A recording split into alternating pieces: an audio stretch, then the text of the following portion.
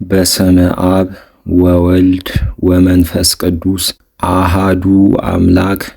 በኅዳር 13 በስንክሳር ታስበው የሚውሉ በዓላትና የወንጌል ንባባት አእላፍ ወአስከናፍር ወጢሞቴዎስ ኤጲስቆጶስ ወዘካርያስ ሊቀ ጳጳሳት ዘእስክንድርያ ዘነግ ምስባክ መዝሙር 103 ከቁጥር 4 እስከ 5 ዘይሬስዮሙ ለመላእክቲሁ መንፈሰ ወለእለ ይትለአክዎ ነደ እሳት ሳረራ ለምድር ወአጽንዓ። የቅዱስ ሉቃስ ወንጌል ምዕራፍ 4 ከቁጥር 1 እስከ 14 ያለው ኃይለ ቃል እንዲህ ይላል። ጌታችን ኢየሱስም መንፈስ ቅዱስን ተመልቶ ከዮርዳኖስ ተመለሰ። መንፈስም ወደ ምድረ በዳ ወሰደው። 40 መዓልትና 40 ሌሊት ከዲያብሎስ ተፈተነ። በእነዚያም ቀኖች ምንም አልበላም። እነዚያም ቀኖች ከተፈጸሙ በኋላ ተራበ። ዲያብሎስም አንተ የእግዚአብሔር ልጅ ከሆንህስ ይህ ድንጋይ እንጀራ ይሁን በል አለው። ጌታችን ኢየሱስም መልሶ ሰው የሚኖረው ከእግዚአብሔር አፍ በሚወጣው ቃል ነው እንጂ በእንጀራ ብቻ አይደለም የሚል ተጽፏል አለው። ዲያብሎስም ወደ ረዥም ተራራ አወጣው፣ የዓለምን መንግሥታትም ሁሉ በቅጽበት አሳየው። ዲያብሎስም እንዲህ አለው፣ ይህን ሁሉ ግዛት ይህንም ክብር ላንተ እሰጥሃለሁ፣ ለእኔ ተሰጥቷልና ለወደድሁትም እሰጠዋለሁና። ስለዚህ አንተ በፊቴ ብትሰግድልኝ ይህ ሁሉ ለአንተ ይሁንልህ። ጌታችን ኢየሱስም መልሶ ሰይጣን ከኋላዬ ሂድ፣ ለእግዚአብሔር ለአምላክህ ልትሰግድ እርሱንም ብቻ ልታመልክ ተጽፏል አለው። ወደ ኢየሩሳሌምም ወስዶ በቤተ መቅደሱ የማዕዘን ጫፍ ላይ አቆመው። እንዲህም አለው፣ የእግዚአብሔር ልጅ ከሆንህስ አንተ ራስህ ወደ ታች መር ብለህ ውረድ። በመንገድ ይጠብቁህ ዘንድ መላእክትን ስለ አንተ ያዝዛቸዋል። እግርህም በድንጋይ እንዳትሰነካከል በእጃቸው ያነሱሃል ተብሎ ተጽፏልና። ጌታችን ኢየሱስም መልሶ ፈጣሪህ እግዚአብሔርን አትፈታተነው ተብሏል አለው። ዲያብሎስም በዚህ ሁሉ እርሱን መፈታተኑን ከፈጸመ በኋላ እስከ ጊዜው ከእርሱ ተለየ። ስለ ቃሉ የቃሉ ባለቤት ልዑል እግዚአብሔር ስሙ የተመሰገነ ይሁን። የሐዋርያው የቅዱስ ጳውሎስ መልእክት ወደ ዕብራውያን ምዕራፍ 12 ከቁጥር 22 እስከ 25 ያለው ኃይለ ቃል እንዲህ ይላል።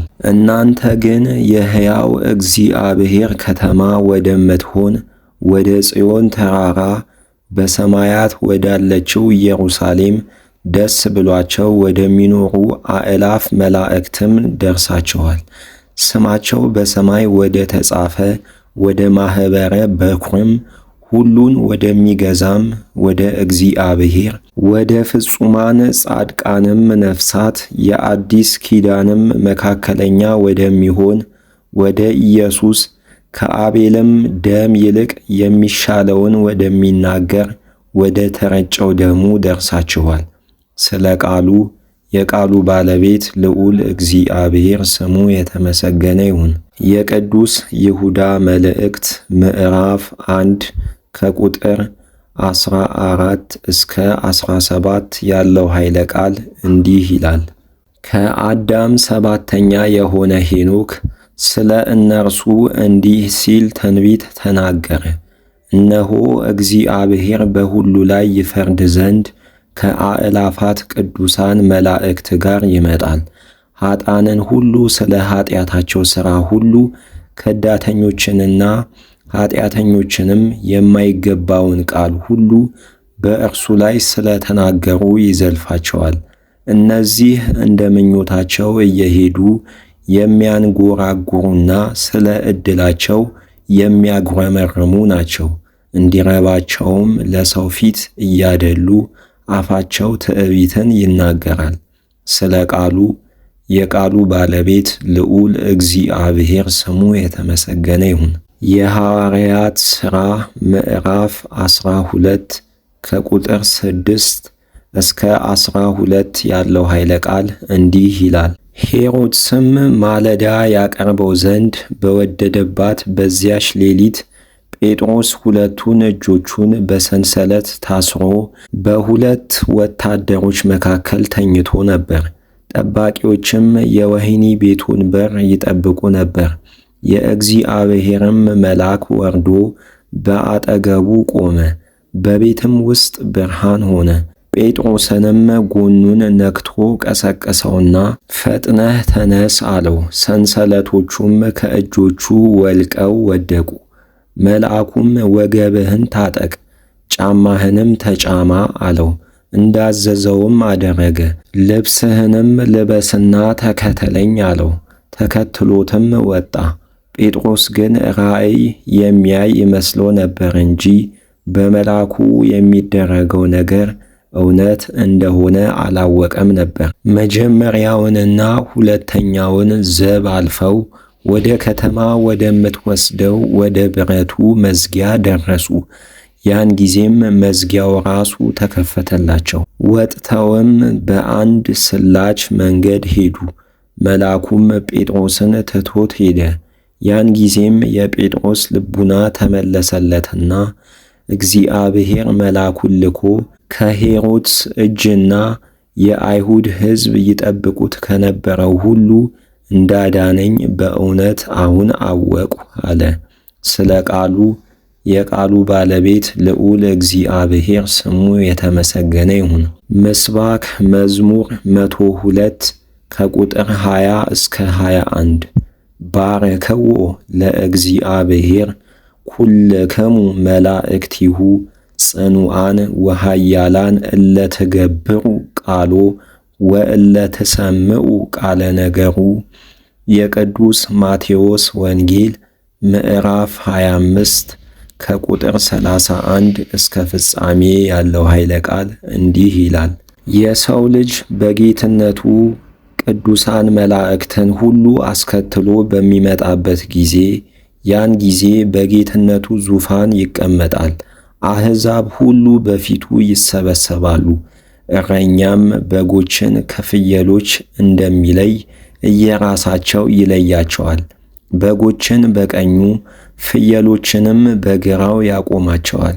ያን ጊዜ ንጉሡ በቀኙ ያሉትን እንዲህ ይላቸዋል፣ እናንተ የአባቴ ቡሩካን ዓለም ሳይፈጠር የተዘጋጀላችሁን መንግሥት ትወርሱ ዘንድ ኑ። ተርቤ አብልታችሁኛልና፣ ተጠምቼም አጠጥታችሁኛልና፣ እንግዳ ሆኜ ተቀብላችሁኛልና፣ ታርዤ አልብሳችሁኛልና፣ ታመሜም ጎብኝታችሁኛልና፣ ታስሬም ወደ እኔ መጥታችሁ ጠይቃችሁኛልና። ያን ጊዜም ጻድቃን መልሰው እንዲህ ይሉታል፣ አቤቱ መቼ ተርበህ አይተንህ አበላንህ? መቼስ ተጠምተህ አጠጣንህ? መቼስ እንግዳ ሆነህ አይተንህ ተቀበልንህ? መቼስ ታርዘህ አለበስንህ? መቼስ ታመህ አይተንህ ጎበኘንህ? መቼስ ታስረህ ወደ አንተ መጥተን ጠየቅንህ? ከዚህም በኋላ ንጉሡ መልሶ እንዲህ ይላቸዋል፣ እውነት እላችኋለሁ በእኔ ካመኑ ከእነዚህ ከታናናሾቹ ወንድሞቼ ለአንዱ ያደረጋችሁትን ሁሉ ለእኔ አደረጋችሁት። ከዚህም በኋላ በግራው ያሉትን እንዲህ ይላቸዋል፣ እናንተ የተረገማችሁ ለሰይጣንና ለመላእክተኞቹ ወደ ተዘጋጀው ወደ ዘለዓለም እሳት ሂዱ። ተርቤ አላበላችሁኝምና፣ ተጠምቼም አላጠጣችሁኝምና፣ እንግዳ ሆኜ አልተቀበላችሁኝምና፣ ታርዤም አላለበሳችሁኝምና፣ ታመሜም አልጎበኛችሁኝምና፣ ታስሬም ወደ እኔ መጥታችሁ አልጠየቃችሁኝምና። ያን ጊዜም በግራው ያሉት እንዲህ ብለው ይመልሳሉ፣ አቤቱ መቼ ተርበህ ወይስ ተጠምተህ ወይስ እንግዳ ሆነህ ወይስ ታርዘህ ወይስ ታመህ ወይስ ታስረህ አይተን አላገለገልንህ? ከዚህም በኋላ ንጉሡ እንዲህ ብሎ ይመልስላቸዋል፣ እውነት እላችኋለሁ ከእነዚህ ከታናናሾች ለአንዱ ያላደረጋችሁትን ለእኔ ደግሞ አላደረጋችሁትም። እነዚያም ወደ ዘለዓለም ቅጣት፣ ጻድቃን ግን ወደ ዘለዓለም ሕይወት ይሄዳሉ። ስለ ቃሉ የቃሉ ባለቤት ልዑል እግዚአብሔር ስሙ የተመሰገነ ይሁን።